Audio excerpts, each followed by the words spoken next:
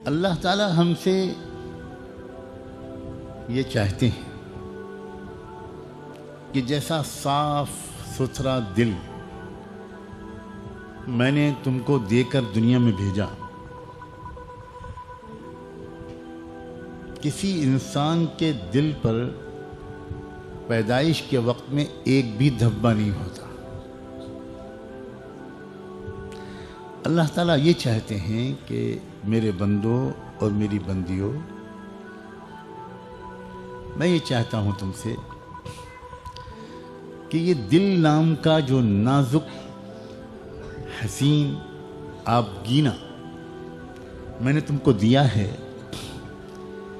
اس کو داغ دھبوں سے بچا کر ویسا ہی صاف ستھرا میرے پاس لے کر آ جانا جیسا صاف ستھرا دے کر میں نے تم کو دنیا میں بھیجا ہے، پھر میں تم کو انعام دوں گا۔ دنیا میں بھیجنے کا مقصد ہی یہ ہے کہ میں تم کو ایک دل دے کر بھیج رہا ہوں، اور میں بہت ترکیبیں بھی تم کو سمجھاؤں گا کہ اس دل کو صاف ستھرا رکھنا کیسے ہے۔ گھبراؤ مت، کیونکہ یہ سنتے ہی میں دیکھ رہا ہوں کہ سننے والوں کے اوپر ایک گھبراہٹ آ رہی ہے کہ یہ تو بڑا مشکل کام ہے۔ واقعی اس میں کوئی شک نہیں مشکل کام ہے، تو کیا آپ چاہتے ہیں کہ جنتیں بغیر مشکل کام کیے لے لیں؟ ایک ماچس تو ملے گی نہیں بغیر قیمت کے۔ جنت چاہتے ہیں ہم، جنت مہنگی ہے، اس میں کوئی شک نہیں، کوئی شک نہیں۔ الا ان سلعۃ اللہ غالیہ،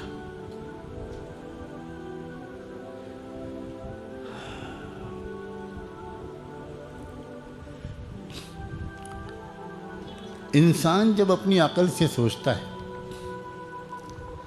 کہ دل کو صاف ستھرا رکھنا ہے، تو پھر اس کے سوا کوئی راستہ نہیں ہے کہ میں ترک دنیا کر دوں۔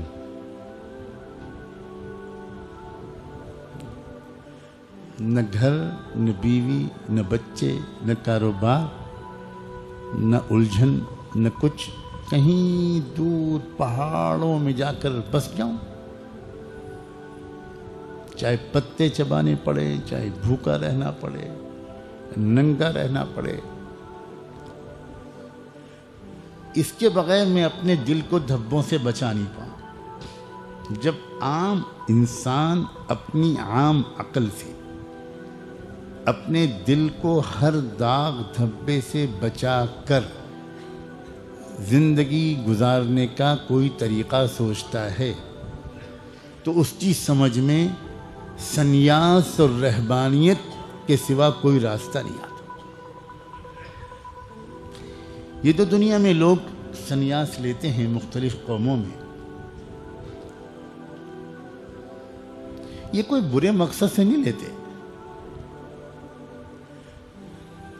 ان کے اندر ایک بہت اچھا جذبہ جاگتا ہے، اور وہ یہ کہ میں اپنی روح کو، اپنی آتما کو شدھ رکھوں، اپنے دل کو بالکل پاک صاف رکھوں، اور یہ ہو ہی نہیں سکتا اس کے بغیر کہ میں سب دنیا کے جھمیلوں سے دور کہیں اکیلا جا کر جیوں اور مر جاؤں۔ یہی ایک راستہ ہے، اسی کو عربی میں رہبانیت کہتے ہیں، اور اسی کو ہمارے ملک کی زبان میں سنیاس کہتے ہیں۔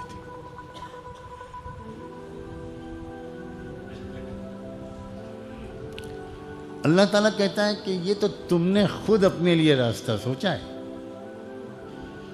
وَرَهْبَانِيَّةً ابْتَدَعُوهَا مَا كَتَبْنَاهَا عَلَيْهِمْ، ہم نے تمہارے دل کے چمکنے کے لیے یہ راستہ تجویز نہیں کیا تھا، تم نے خود سوچا ہے۔ اور یہ واقعی انسان جب اپنی عقل سے سوچتا ہے تو یہی اس کی سمجھ میں آتا ہے، یہ بالکل صحیح بات ہے۔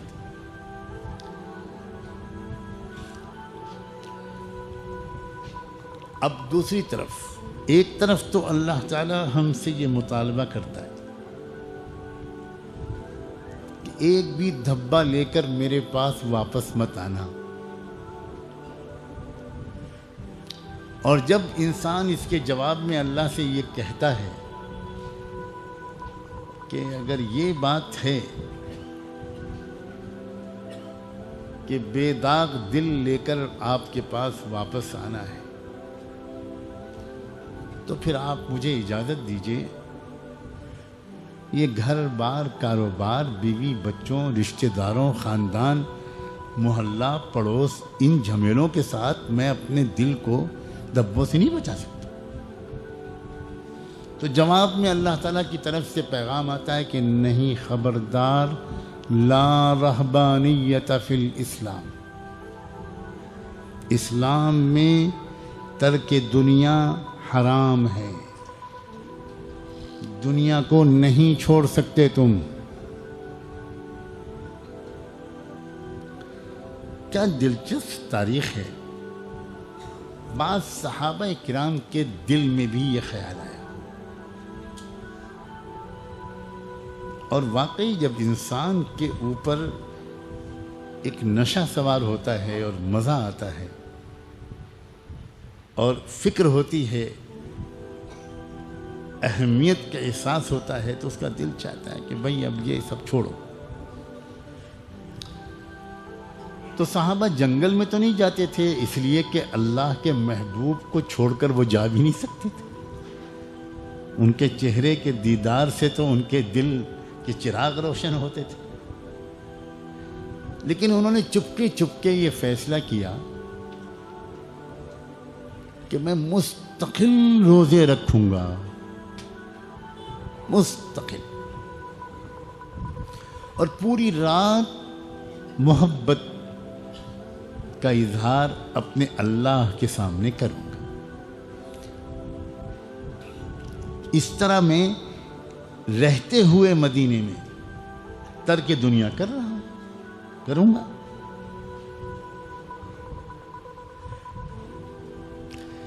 حضور پاک صلی اللہ علیہ وآلہ وسلم تک اس کی خبر پہنچی۔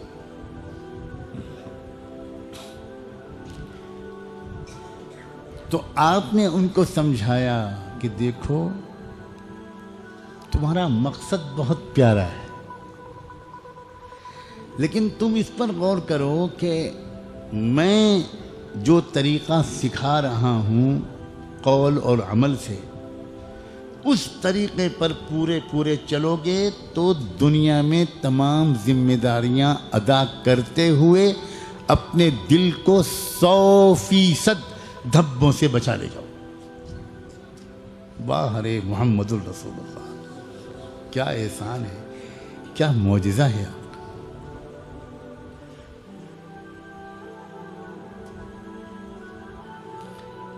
آپ نے ایک مثال دی ایک موقع پر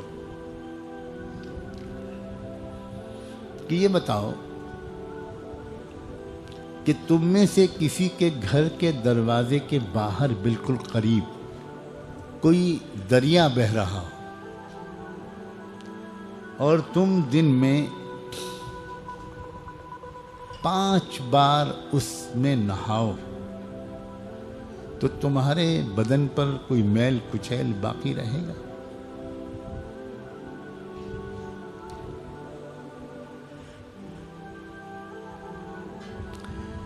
لوگوں نے کہا کہ کیا سوال پیدا ہوتا ہے کہ کوئی میل کچیل، کوئی دھبا بچے اس کے بدن پر؟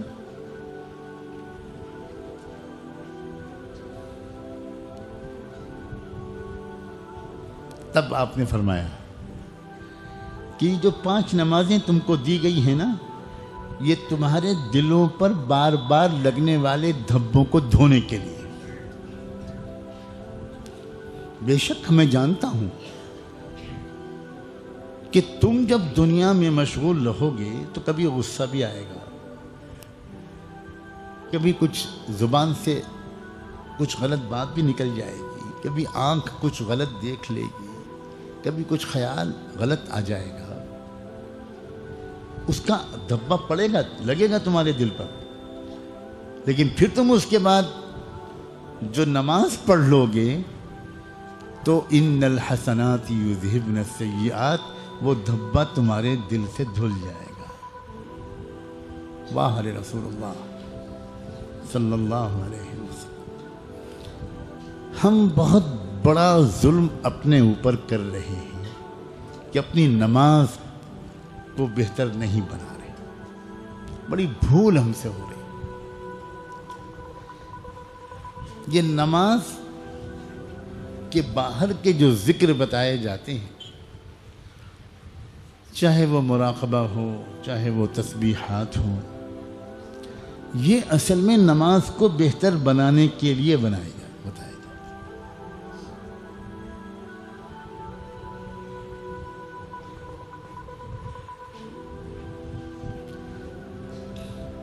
قد افلح من تزکا وذکر اسم ربہ فصلی، بلا شبہ کامیاب ہو گیا وہ شخص جس کا دل دھبوں سے پاک صاف ہو۔